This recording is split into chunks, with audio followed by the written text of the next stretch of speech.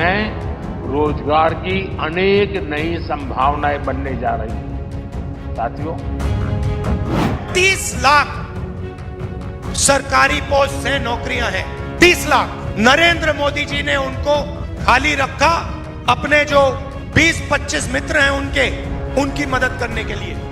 भाजपा का संकल्प भारत को दुनिया के हर उभरते हुए सेक्टर्स का ग्लोबल हब बनाने का है। ये जो ओवर कॉन्फिडेंट है ना, ये लोग सारा ओवर कॉन्फिडेंस निकल जाएगा इस चुनाव में। बताइए, दिल पे हाथ रख के बताइए कि गरीबी खत्म हुई है, गरीबी कम हुआ या बढ़ा है। नमस्कार, मैं रवीश कुमार। बीजेपी का मैनिफेस्टो आ गया है।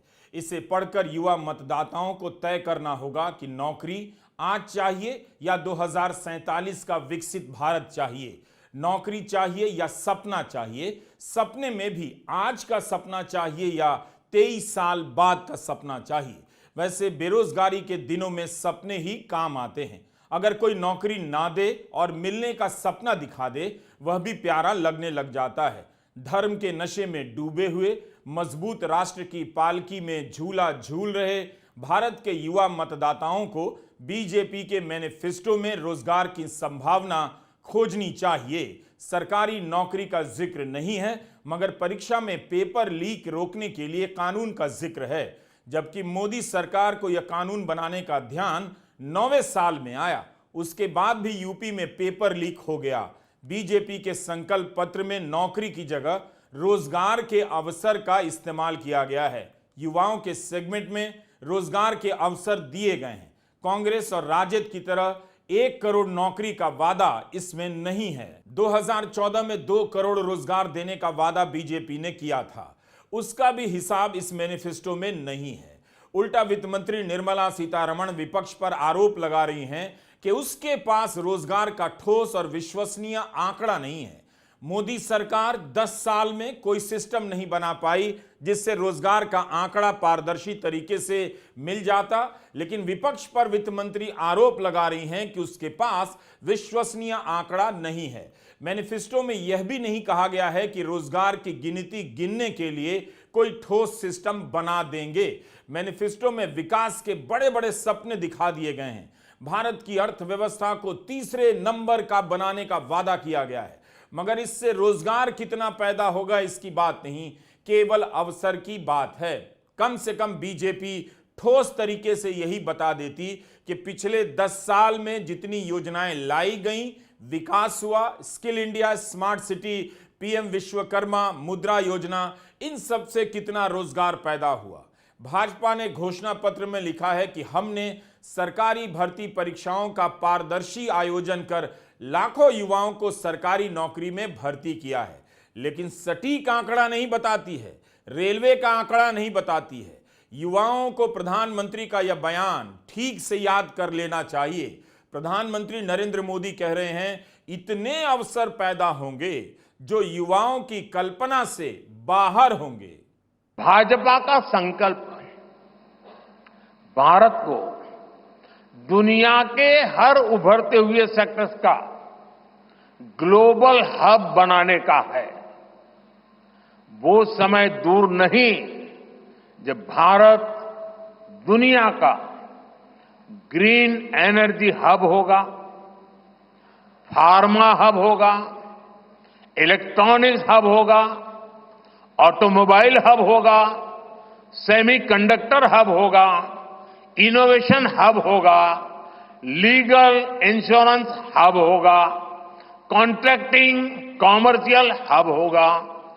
वो दिन दूर नहीं जब दुनिया के बड़े बड़े इकोनॉमी सेंटर्स भारत में होंगे। Bharat global capability centres, global technology centres, global engineering centres का बहुत बड़ा हब बनेगा। स्पेस में भी हम एक बहुत बड़ी ताकत के रूप में, विश्व में बहुत बड़ी ताकत के रूप में उभरेंगे और उसके लिए निश्चित रोड मैप से हम आगे बढ़ेंगे। और ये भारत के यूथ के लिए इतनी सारी अपॉर्चुनिटीज लेकर आएगा जिसकी उन्होंने शायद कल्पना भी नहीं की होगी। एक नया शब्द आ गया है, हब होगा। हब होगा, मगर रोजगार कब होगा इसका पता नहीं। कम से कम मैन्युफैक्चरिंग सेक्टर का ही हिसाब दे देते कि 10 साल में कितनों को रोजगार मिला, लेकिन उसकी जगह बड़े बड़े सपने दिखाए गए, वो भी 23 साल आगे 47 के सपने। हर पार्टी का मैनिफेस्टो बता रहा है कि उसने किसी समस्या को आज के हिसाब से किस तरह महसूस किया है, उसका समाधान क्या होना चाहिए। बीजेपी के मैनिफेस्टो से यही लगता है कि वह रोजगार के सवाल को लेकर युवाओं की बेचैनी से बिल्कुल परेशान नहीं है, जबकि कांग्रेस, सपा, तृणमूल कांग्रेस, राजद जैसे दल रोजगार के सवाल पर ही अपना चुनावी अभियान चलाए जा रहे हैं। अगर हमारी इंडिया अलायंस की सरकार बने तो देश भर में 1 करोड़ नौजवानों को नौकरी, सरकारी नौकरी हम लोग देने का काम करेंगे। 1 करोड़ नौकरी पूरे देश में। पूरे देश में 30 लाख नौकरियां जो है रिक्त पड़ी हैं, उसको तो भरेंगे ही भरेंगे, लेकिन 70 लाख नौकरी का जो है पदों का हम लोग सृजन करेंगे। आप लोग जानते हैं नौकरी, बेरोजगारी सबसे बड़ा हम लोगों का दुश्मन है। आज भाजपा के लोग इस पे कोई चर्चा नहीं करते। 2 करोड़ हर साल उन्होंने नौकरी का वादा किया था, लेकिन हम लोग सच्चे लोग हैं, जो कहते हैं वो करके दिखाते हैं। तो पूरे देश भर में 1 करोड़ लोगों को हम लोग जो है सरकारी नौकरी देने का काम करेंगे। आज हिंदुस्तान की सरकार के पास 30 लाख सरकारी वैकेंसीज हैं, खाली पोस्ट पड़ी हुई है 30 लाख खाली। नरेंद्र मोदी जी और उनकी सरकार ये 30 लाख पोस्ट आपको नहीं देती, आपसे कॉन्ट्रैक्ट लेबर करवाती है, आपको कॉन्ट्रैक्ट से काम करवाते हैं और फिर आपको उठा के बाहर फेंक देते हैं। परमानेंट नौकरी आपको नहीं देते हैं। तो हमारा पहला कदम, ये जो 30 लाख नौकरियां हैं, सरकारी नौकरियां हैं, जैसे ही हमारी सरकार बनेगी ये नौकरियां हम आपके हवाले कर देंगे, आपको दे देंगे। भारत में मोदी राज में रोजगार की क्या हालत हुई है, कितनी कम सैलरी की नौकरियां यहां पैदा हुई हैं, आप ठीक से जानते हैं। गोदी मीडिया इतनी बारीकी से आपको नहीं बताएगा। उसका प्रोजेक्ट ही है कि बेरोजगार भारत को मूर्ख बनाए रखना है, ताकि उसे सही गलत का पता ना चले। रोजगार को लेकर हाल में तमाम रिपोर्ट आई हैं। dataforindia.com पर अभिषेक वाघमरे की रिपोर्ट से पता चलता है कि चीन में 55% लोग सैलरी वाली नौकरी करते हैं, भारत में मात्र 20% ही ऐसी नौकरी करते हैं। श्रीलंका में भी 58% सैलरी वाली नौकरी करते हैं। अमेरिका में 90% से अधिक सैलरी वाली नौकरी करते हैं। सैलरी वाली नौकरी में ऐसी नौकरियां होती हैं जिनमें नियमित रूप से हर महीने वेतन मिलता है। ज्यादातर ऐसी नौकरियां मैन्युफैक्चरिंग, स्वास्थ्य, व्यापार, टेक्नोलॉजी और शिक्षा के क्षेत्र में होती हैं। अभिषेक लिखते हैं कि सैलरी वाली नौकरियां एक समान नहीं होती। भारत में सैलरी जॉब करने वालों में से केवल 42% के पास लिखित कॉन्ट्रैक्ट है। 53% को ही पेड लीव मिलती है, यानी छुट्टी के समय भी वेतन मिलता है। बाकी को यह सुविधा नहीं है, छुट्टी लेने पर वेतन कट जाता है। सामाजिक सुरक्षा के मामले में भी यही हालत है। आप सभी युवा गर्व से टाइट होते रहें, फूलकर गुब्बारा हो जाएं, आपकी मर्जी, मगर तमाम आंकड़े यही बता रहे हैं कि भारत में नौकरियों की क्वालिटी 3rd क्लास की है। साधारण सैलरी और ज्यादा काम की नौकरियां मिल रही हैं, इसलिए सरकार इनका डेटा अपनी तरफ से जमा नहीं करती और जनता को नहीं देती, ताकि सरकार के पास हमेशा यह सुविधा रहे कि ऐसी सर्वे, ऐसे अध्ययन को ठुकरा दे, गलत बता दे, जिनमें इन सैलरियों और नौकरियों की पोल खोली जाती है। मगर सही आंकड़ा क्या है, सरकार कभी नहीं बताती। वाघमरे की ही रिपोर्ट है कि 58 करोड़ लोग भारत में कार्यबल का हिस्सा हैं, अंग्रेजी में वर्कफोर्स कहते हैं। इसमें से 56 करोड़ किसी प्रकार का काम कर रहे हैं। 2 करोड़ लोग बेरोजगार हैं। कृषि का क्षेत्र आज भी करीब आधे कार्यबल को रोजगार देता है। 26 करोड़ लोग खेती में लगे हैं। वही क्षेत्र जिसके लिए भाजपा ने इतने आंदोलनों के बाद भी एमएसपी की गारंटी नहीं दी। इंडस्ट्री में 14 करोड़ और सर्विसेज में 16 करोड़ लोग काम करते हैं। जो खेती से बाहर निकले उनमें से 7.5 करोड़ कंस्ट्रक्शन क्षेत्र में लग गए हैं और 6.5 करोड़ मैन्युफैक्चरिंग में चले गए। इसलिए प्रधानमंत्री रैलियों में रोजगार पर खुलकर बात नहीं करते, सैलरी और नौकरी की क्वालिटी पर बिल्कुल बात नहीं करते। पिछले वर्ष ही मैंने मानस खंड में आदि कैलाश और ओम पर्वत की यात्रा की थी। लोगों को हिमालय में स्थित ऐसी अलौकिक जगह को देखने का अवसर मिला, तब वहां भी सैकड़ों यात्री पहुंचने लगे हैं। पर्यटन का ये विस्तार सिर्फ एक सेक्टर का विस्तार नहीं है। पर्यटन बढ़ने का मतलब है रोजगार के ज्यादा से ज्यादा अवसर। No, you are telling lie. How can Modi tell lie? How can a prime minister tell lie? Either you are speaking lie or he is speaking lie. யார் போய் சொல்றதுங்க? Modi is telling lie. Modi. Then Modi told every year I will give 2 crores employment to young people. In 10 years, 20 crores employment he should have given. Has he given? No? This is also lie. How can it be? Prime Minister once can lie, twice also. यहां तक कि startup की बात होने लगी है, यह भी सुनने में सपने के जैसा ही लगता है। मगर इस नए सेक्टर का भी डेटा बीजेपी रख सकती थी, बता सकती थी कि कितने लोगों को स्टार्टअप में नौकरियां मिली हैं। मार्च 2024 में इंक 42 सर्वे की रिपोर्ट है कि 2022 से अब तक 130 स्टार्टअप ने 37,000 से अधिक लोगों को निकाल दिया। स्टार्टअप की फंडिंग भी घटी है। 2022 में 2,75,000 करोड़ रुपए थी, 2023 में घटकर 83,000 करोड़ पर आ गई है। 7 साल में सबसे कम हो गई।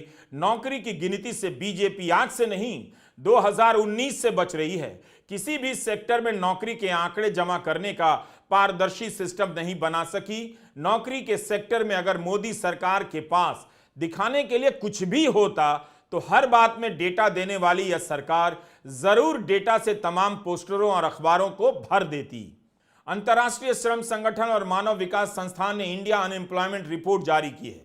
इसमें बताया गया है कि भारत की जो बेरोजगार आबादी है उसमें से 83% युवा हैं। 2000 में जिनके पास इंटर तक की शिक्षा थी, बेरोजगार युवाओं में उनकी संख्या 35% थी। सन 2022 में यह आंकड़ा 65.7% तक हो गया। यानी इंटर तक की शिक्षा वालों के बीच बेरोजगारी भयंकर रूप से बढ़ गई है। Centre for monitoring Indian economy का आंकड़ा है, इसी जनवरी का है, अक्टूबर दिसंबर 2023 की तिमाही का अध्ययन है। युवाओं के बीच बेरोजगारी की दर बढ़ गई है। 20 से 34 साल के युवाओं के बीच बेरोजगारी सबसे तेजी से बढ़ी है। अब इन सभी को 2047 के विकसित भारत का सपना दिखाया जा रहा है। जैसे किसानों को 2022 का सपना दिखाया गया था कि उनकी आय 2 गुनी हो जाएगी।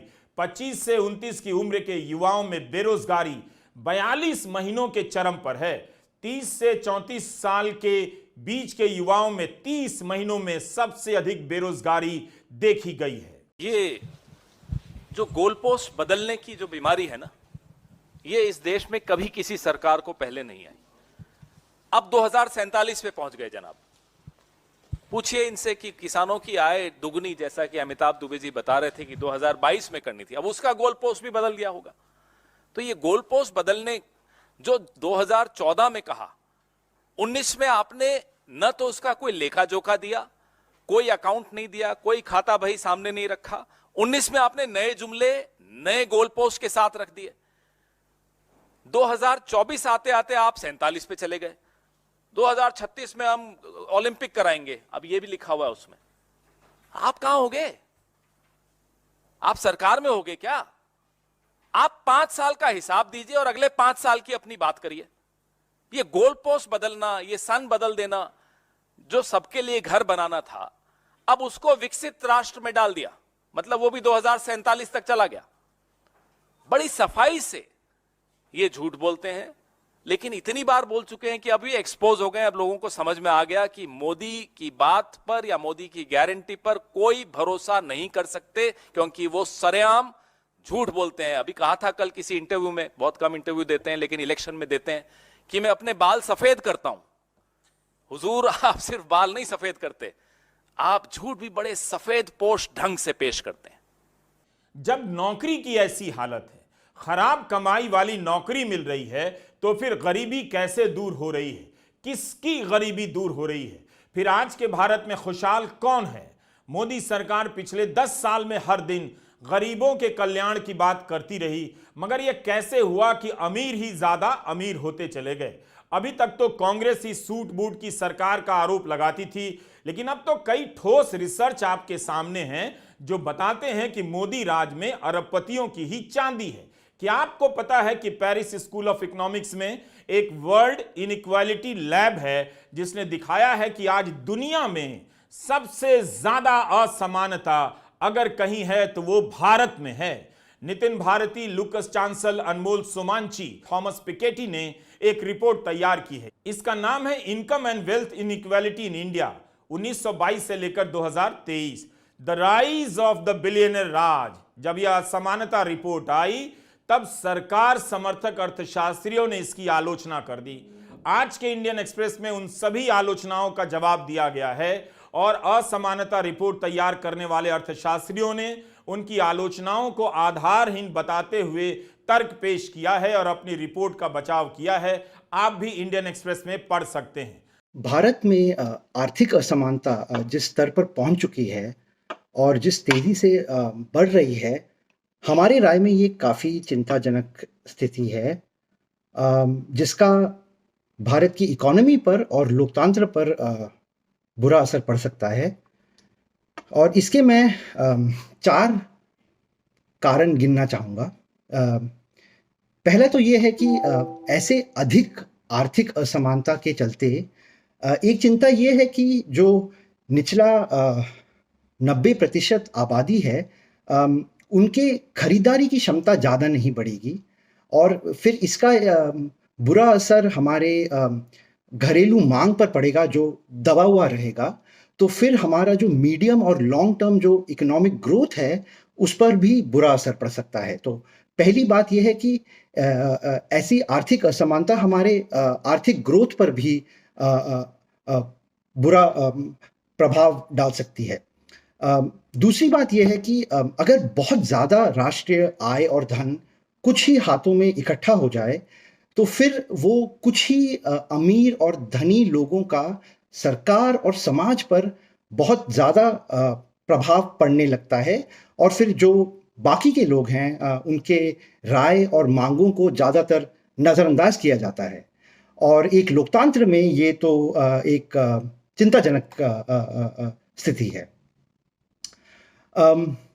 तीसरी बात यह है कि अगर ऐसे ही आर्थिक असमानता बढ़ती रहे तो फिर सामाजिक और राजनीतिक अशांति बढ़ने के चांसेस हैं और वो फिर कौन सी दिशा में जाएं और किस प्रकार का भाव लें वो अभी कहना मुश्किल है। हम सबको सोचने की ज़रूरत है कि क्या हमें ऐसा समाज और ऐसे आर्थिक प्रणाली मंजूर है जहां पर एक तरफ अभी भी बच्चे भुखमरी में जी रहे हैं, कुछ बच्चे, और दूसरी तरफ केवल 1% आबादी राष्ट्रीय आय का 23% और राष्ट्रीय धन का 40% ले जाती है। क्या ऐसा सिस्टम हमें मंजूर है? और अगर नहीं है तो फिर हमें इस बात पर अपनी आवाज उठानी पड़ेगी। अमीरों का नहीं, अरबपतियों का राज है भारत में। इन्हीं की दौलत, इन्हीं की संपत्ति कई गुना बढ़ती जा रही है। आजादी के बाद असमानता घट रही थी, लेकिन सन 2000 के बाद से यह रॉकेट की तरह बढ़ने लगी है। आज हालत यह हो गई है कि ब्रिटिश राज में जितनी असमानता थी उससे भी ज्यादा असमानता मोदी राज में है। असमानता का मतलब है गरीब गरीब हुआ है, अमीर अमीर हुआ है। 70% आबादी के पास जितना पैसा है, संपत्ति है, उन सभी को आप मिला दीजिए तो उससे भी ज्यादा पैसा 1% आबादी के पास है। हिंदुस्तान की हालत समझनी है तो मैं बताता हूं आपको। हिंदुस्तान के सबसे अमीर 22 लोगों के पास उतना ही धन है जितना 70 करोड़ लोगों के पास है। एक तरफ 70 करोड़ लोग, उसमें पिछड़े वर्ग के लोग, दलित, आदिवासी, गरीब, जनरल कास्ट के लोग, और दूसरी तरफ 22 लोग। 70 करोड़ लोग क्या कह रहे हैं? 70 करोड़ में से किसान कह रहे हैं हमारे को एमएसपी दे दीजिए। युवा कह रहा है हमें रोजगार दे दीजिए। महिला कह रही है महंगाई से हमें बचाइए। कोई सुनने वाला नहीं। राहुल गांधी निरंतर यह आरोप लगा रहे हैं कि यह सूट बूट की सरकार है। इस सरकार में चंद लोग अमीर होते जा रहे हैं, चंद लोगों के पास ही सारा बिजनेस कारोबार जा रहा है। यह बात आज की नहीं, ऑक्सफैम की रिपोर्ट तो कई साल पहले से यह बात कह रही है कि भारत में आम लोगों की आमदनी नहीं बढ़ रही है बल्कि घटती जा रही है और 1% की आबादी के पास ही सारा धन जमा होता जा रहा है। मतलब समाज में असमानता और गरीबी भयंकर रूप से बढ़ रही है। अप्रैल 2023 में आई ऑक्सफैम की रिपोर्ट के अनुसार भारत में 5% लोग देश के 60% धन के मालिक हैं। इस रिपोर्ट में कहा गया है कि अगर इस दौलत पर 2% भी टैक्स लगा दिया गया तो कुपोषण के शिकार भारतीयों के 3 साल के खाने का इंतजाम हो जाएगा। मगर सरकार इन अति अमीरों पर टैक्स नहीं लगाएगी। एक सरकारी आंकड़ा देता हूं, PLFS का, जिसे पीरियोडिक लेबर फोर्स सर्वे कहते हैं। 2019-20 के आंकड़े बताते हैं कि जो भी इस देश में 25,000 महीने का कमा रहा है वह चोटी के 10% लोगों में आ जाता है। यह हालत है इस देश के लोगों की कमाई की। आम आदमी की आर्थिक शक्ति चौपट है और भारत को तीसरी बड़ी अर्थव्यवस्था बनने का सपना बेचा जा रहा है। थॉमस पिकेटी, लुकास चांसेल, अनमोल सोमांची और नितिन भारती ने अपनी रिपोर्ट में बताया है कि 2022-23 में भारत में जितनी राष्ट्रीय आमदनी हुई उसका 22.6% हिस्सा केवल 1% लोगों के पास गया। यानी हम और आप मिलकर जितनी मेहनत करते हैं उससे जितना धन पैदा होता है उसका बड़ा हिस्सा तो मात्र 1% के पास जा रहा है। 2022-23 में भारत में चोटी के 1% लोगों के पास देश का 40.1% धन है। यह ऐतिहासिक रूप से ऊंचा आंकड़ा है। 2022-23 में देश के टॉप 1% लोगों के पास राष्ट्रीय आय का 22.6% हिस्सा गया। 1961 में 13% आय 1% के पास गई। इसलिए पेरिस स्कूल ऑफ इकोनॉमिक्स ने कहा है कि भारत में बिलियनियर यानी खरबपतियों का राज है। इस रिपोर्ट में बताया गया है कि दुनिया के किसी भी देश की तुलना में भारत के टॉप 1% लोगों के पास सबसे ज्यादा भारत में जमा हो गई है दौलत। यानी बाकी देशों के मुकाबले भारत में असमानता काफी ज्यादा है। पिछले हफ्ते ही लाइव मिंट में खबर आई, कंपनियों के CEO की सैलरी पिछले 4 साल में औसतन 40% बढ़ी है। डेलॉयट का सर्वे है, कोविड से पहले के मुकाबले एक CEO की औसत आय 40% बढ़ गई। 2024 में एक CEO की औसत आय 13.8 करोड़ रुपए है। यह रिपोर्ट 400 कंपनियों के विश्लेषण पर आधारित है। इस सर्वे में सामने आया है कि पिछले 4 साल में 20 करोड़ से अधिक कमाने वाले CEO की तादाद दुगनी हुई है। अब इसके सामने दिसंबर 2023 में इकोनॉमिक टाइम्स में छपी इस खबर को रखकर देखिए। आलेख अंग्रे और प्रियंका साल्वे की रिपोर्ट है। इस रिपोर्ट में निफ्टी 500 की कंपनियों का विश्लेषण कर पाया गया है कि पिछले 5 वर्षों में आईटी और मैन्युफैक्चरिंग कंपनियों में लेबर कॉस्ट या तो कम हुई है या उतनी ही रही है। महंगाई के साथ उसी अनुपात में वेतन मजदूरी नहीं बढ़ी है। खर्चे पूरे करने के लिए पहले के मुकाबले ज्यादा कर्मचारी अब लोन ले रहे हैं। इससे असुरक्षित लोन की समस्या बढ़ने लगी है। अगर आप पूरे देश का सैंपल ना लें, कंपनियों के भीतर जो हो रहा है उसे ही देख लें तो पता चलेगा कि ज्यादातर कर्मचारियों की सैलरी का बढ़ना ही रुक गया है। जो ऊपर के लोग हैं, सबसे ऊपर 1% वाले, उन्हीं की सैलरी बढ़ रही है। इसके बाद भी आप धर्म के नाम पर वोट करने जा रहे हैं, मंदिर के नाम पर वोट करने जा रहे हैं, तो आपका कुछ नहीं किया जा सकता है। कम से कम इतना ही पूछ लेते कि हमारी सैलरी नहीं बढ़ती है, तब कहा जाता है कि कंपनी के पास पैसे नहीं है। हम मान लेते हैं, फिर हमारी कंपनी ही बीजेपी को 200 करोड़ 500 करोड़ का चंदा कहां से दे आती है? कहां से एक राजनीतिक दल के पास ज्ञात सोर्स से करीब 13,000 करोड़ का चंदा जमा हो गया है? आज के इंडियन एक्सप्रेस में नितिन भारती, लुकास चांसेल, अनमोल सोमांची और थॉमस पिकेटी ने सरकारी सर्वे को ही आधार बनाकर बता दिया है। एनएसएसओ का पीरियोडिक लेबर फोर्स सर्वे है, उसका डेटा बता रहा है कि 2015-16 से 2020-21 के बीच नीचे के 50% आबादी की आमदनी में भयंकर गिरावट आई है। 14.4% से घटकर 9.8% हो गई है। आप कहीं से भी भारत के लोगों की आर्थिक हालत देखिए, अगर उनके गर्व वाले स्टोर से धर्म और मंदिर और मुसलमान निकाल दीजिए तो गुल्लक आपको खाली दिखेगा, पेट पिचका हुआ दिखेगा, गाल धसी हुई दिखेगी। मोदी सरकार मुद्रा लोन और स्वरोजगार का ढिंढोरा पीटती है। कितने लोगों को लोन दिया गया उसके आधार पर दावा करती है कि रोजगार बढ़ा है, लेकिन अप्रैल 2023 में अर्थशास्त्री जयति घोष और अर्थशास्त्री सीपी चंद्रशेखर ने हिंदू बिजनेस लाइन में अपनी रिपोर्ट लिखी और बताया कि स्वरोजगार के क्षेत्र में काम कर रहे लोग अपनी पसंद का काम नहीं करते, इनके पास विकल्प ही नहीं है। अप्रैल से जून 2019 के बीच स्वरोजगार के क्षेत्र में लोगों की कमाई जितनी थी, जून 2022 में उससे भी काफी कम कमा रहे थे। ये इतना ही कमा सकते हैं जिससे कि बस जी सकें। अर्थशास्त्री जयति घोष का बयान भी रिपोर्ट में है, जहां वे कह रही हैं कि आप मौजूदा कीमतों पर प्रति व्यक्ति आय देख रहे हैं। अगर आप महंगाई की वृद्धि को इस आंकड़े के साथ देखेंगे तो पाएंगे ये बढ़ोतरी काफी कम है। असल में अधिकतर भारतीयों की कमाई घट रही है। तो मुद्दा केवल रोजगार नहीं है, जिन्हें रोजगार मिला है उनकी कमाई का भी है। उनकी कमाई नहीं बढ़ रही, घट रही है।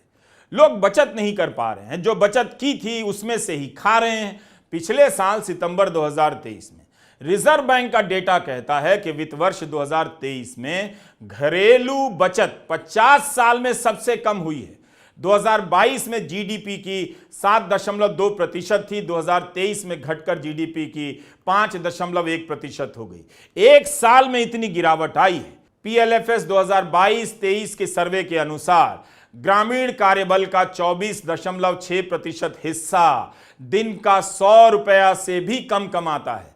शहरी कार्यबल यानी शहरों में काम करने वालों का 10% हिस्सा 100 रुपया से कम कमाता है। संतोष मेहरोत्रा जो अर्थशास्त्री हैं, उन्होंने अपने लेख में लिखा है कि 2020 से 23 के दौरान केवल 3 साल में ग्रामीण क्षेत्रों में 5 करोड़ लोग अनपेड फैमिली वर्कर की कैटेगरी में शामिल हो गए हैं। यानी एक कमा रहा है, बाकी उसके साथ काम कर रहे हैं, लेकिन कमाई एक की हो रही है, बाकी की नहीं।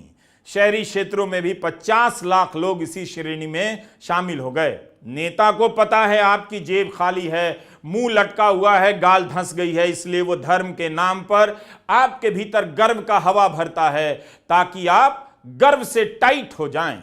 आज आप देश की दिशा देखिए और कांग्रेस की भाषा देखिए। आज विश्व में भारत का कद और सम्मान बढ़ रहा है। बढ़ रहा है कि नहीं बढ़ रहा है? दुनिया में भारत का नाम हो रहा है कि नहीं हो रहा है? भारत का गौरव बढ़ रहा है कि नहीं बढ़ रहा है? हर भारतीय को दुनिया गर्व से देखती है कि नहीं देखती है? जो सरकार यह बता सकती है कि 14 करोड़ परिवारों को नल से जल योजना से जोड़ा गया, 34 करोड़ से अधिक लोगों को आयुष्मान भारत का कार्ड दिया गया, 50 करोड़ लोगों का जनधन खाता खुला है, इससे वित्तीय समावेशी योजना कहा जा रहा है। लोगों के खाते में पैसे नहीं, महीने की कमाई में बचत नहीं, तो क्या केवल बैंक खाता खोल देने से वित्तीय समावेशन हो जाता है? इतनी योजनाओं की गिनती है, आंकड़े हैं, केवल रोजगार की गिनती नहीं है, लोगों की कमाई का आंकड़ा नहीं है, जिससे असली सूरत का पता चलता उसकी कोई मूरत नहीं। उम्मीद है आप गर्व से टाइट हैं, टाइट रहिए। 2047 तक टाइट रहना है और उसी से काम चलाना है। नमस्कार, मैं रवीश कुमार।